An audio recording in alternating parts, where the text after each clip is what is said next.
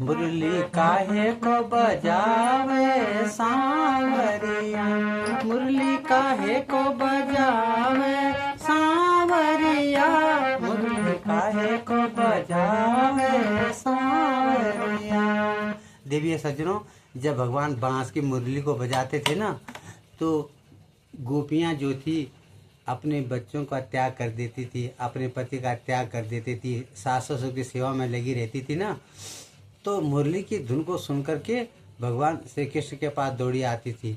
तो उनको आपस में बातें करती थी कि ये बांसुरी जो है हमारी सौतन है, इसने हमारी नींद और हमारी पति सेवा सब कुछ छीन लिया है।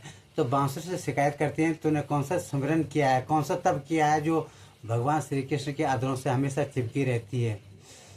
तो बांसुरी ने कहा, मैं जंगल में वास किया, मैं जंगल में रहती थी, भोजन नहीं किया और प्रभु का स्मरण करती रहती थी, और गर्मी मैंने सही, ओले की वृष्टि मैंने सही, और तूफानों का सामना किया, और फिर उसके बाद मेरे को सुखाया गया, और सूखने के बाद मेरे पे छेद किए गए, मेरी परीक्षा ली गई।